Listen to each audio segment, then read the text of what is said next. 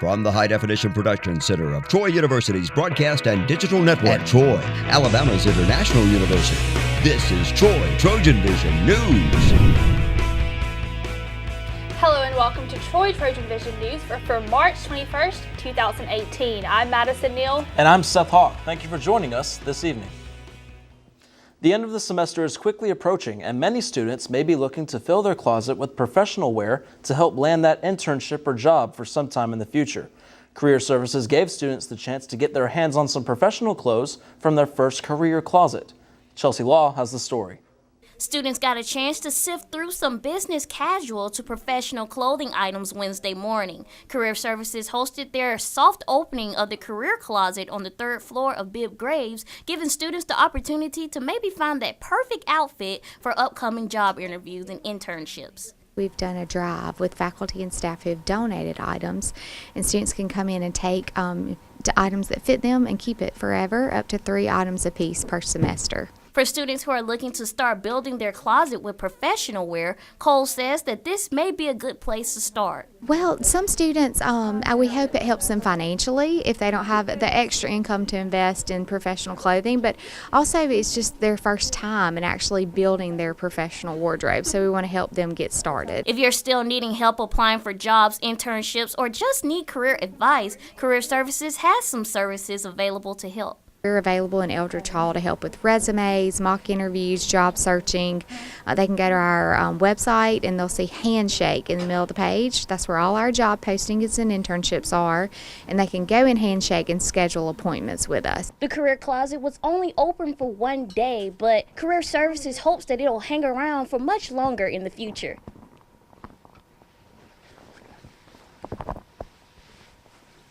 Chelsea Law, Troy TrojanVision News.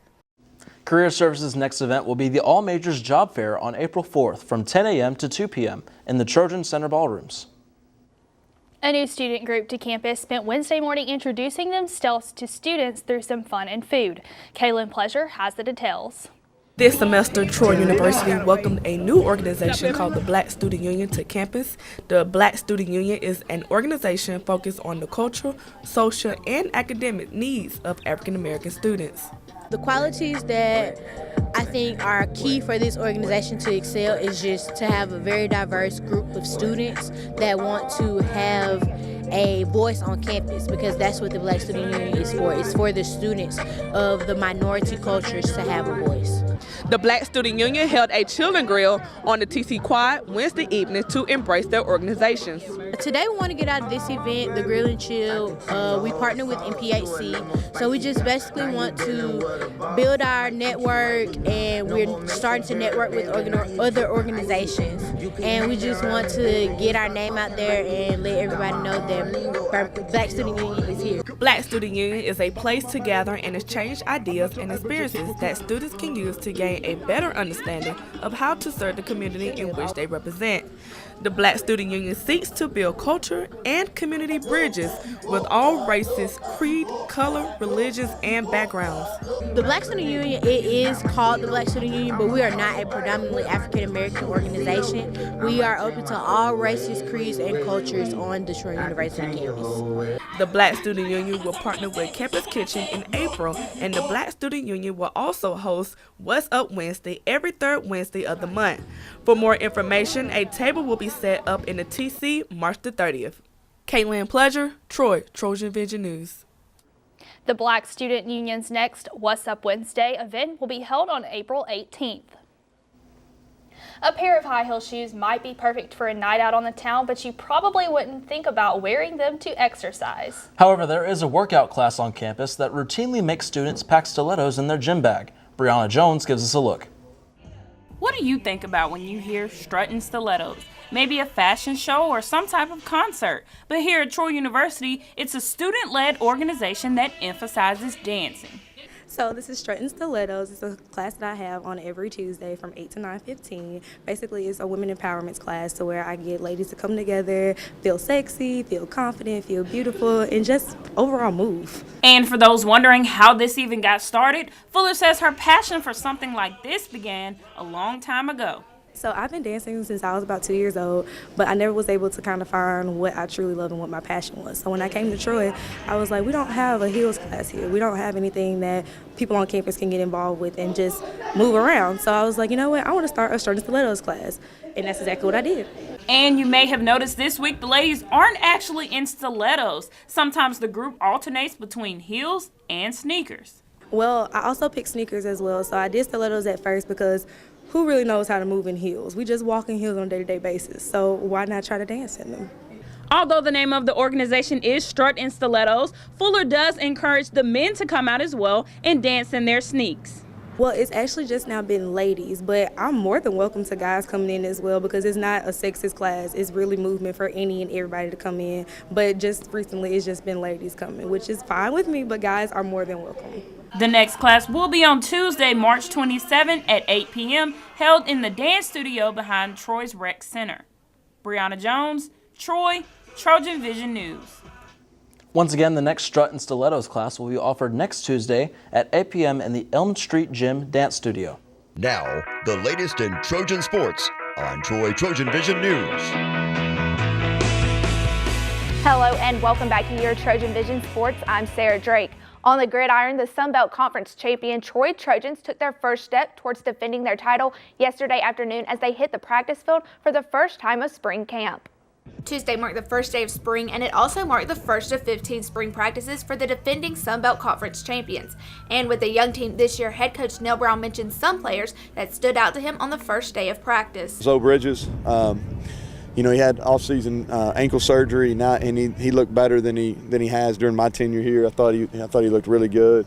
Tron Folsom, obviously, was second-team all-conference player last year. I thought he made some couple good plays. The first practice also featured junior Kayla Barker and redshirt sophomore Sawyer Smith taking center stage for the first time as they battled for the starting quarterback position. And Brown says that the team has confidence in both of them. Sawyer, 2 years ago, got a lot of good game repetitions.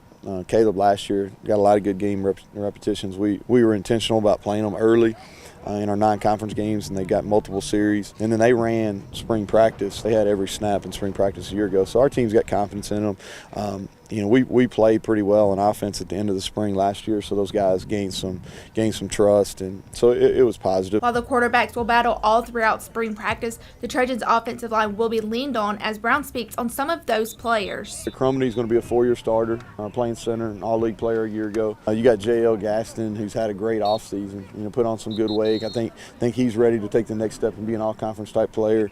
And then Tristan Crowder, I think he's maybe as talented as anybody we have offensively. I thought Austin Stidham, as a redshirt freshman, ran with the ones today at left tackle, and I thought he was sharp. We're ready where we can lean on the offensive line, maybe for the first time during our tenure here. Brown also addresses how players will be able to prove they're ready to play with others out due to injury. In the spring, we just got to be smart. We probably won't be able to tackle as much as maybe we have the last couple of years, but it also gives guys opportunities that are out here to prove that they're ready. They have 15 practices, and then everybody new that's coming in this summer, they'll have about 16 to 18 practices to prove that they're ready to play. The Trojans will have 14 more spring practices and will open the 2018 season at home against Boise State on September 1st in Veterans Memorial Stadium. The Trojan baseball team was looking for a bounce-back win last night after falling to Arkansas Little Rock on Sunday, and as Nick Brooks shows us, they got exactly what they were looking for. The Trojans ended their four-game homestand against Samford in thrilling fashion, routing the Bulldogs 14-2 on a windy night at Riddle Pace Field. After Tuesday's win, this marks the first time in school history the Trojans have swept UAB and Samford in the same season. Head coach Mark Smart comments on the historical feat. I'm really proud of that. We take pride in playing our in-state opponents, and we try our best to win those games. To go 4-0 against those two teams, I think, is a great testament to the work our guys have done. It was an exciting night at Riddle Pace Field as the Trojans combined for 14 runs on 9 hits and were 6 outs away from a team no-hitter. Coach Smart and pitcher Levi Thomas talk about the no-hit bid. It was kind of a unique thing. You kind of lost track of that because we used different pitchers and had another guy in a game, So I didn't even kind of really know it until they rolled a single into left field. And that would have been an incredible feeling. I mean, I can't imagine the pressure to going into the later innings with the pitchers. That's got to be a terrible feeling knowing that the whole team's rooting for you like that. But it'd been awesome. Coach Smart talks about the scoring outburst for the Trojans. I mean, we needed to score, take some pressure off. You could see it in the dugout. We relaxed a little bit after we scored in the first inning. We've played a lot of close games lately, and we haven't scored a lot here of late. So it was good to get some runs early, take the pressure off the pitching staff. Infielder Manning Early led the way for the Trojan offense and talks about the night. It feels good, but hopefully just stay consistent. That's what my main thing right now. Thomas talks about getting his first win as a Trojan. You just dreamed about things like this as a little kid, and to say that you got a college win now under your belt was an awesome feeling. The Trojans go on the road this weekend as they play Louisiana Lafayette in a 3-game conference series. Nick Brooks, Troy, TrojanVision Sports. Once again, the team's next game will be Friday as they travel to Louisiana to take on the Louisiana Lafayette Ragin' Cajuns. First pitch is set for 6 p.m. The Trojan softball team is on the road against number 14 Florida State. They are playing a doubleheader against the Seminoles, and things were looking good for the Trojans in Game 1 as they had an early lead against the Seminoles. However, that lead disappeared in the fourth, and FSU didn't look back. Florida State earned 11 more runs to take the win in Game 1, 12-2. Game 2 of the doubleheader was set to start at 5 p.m.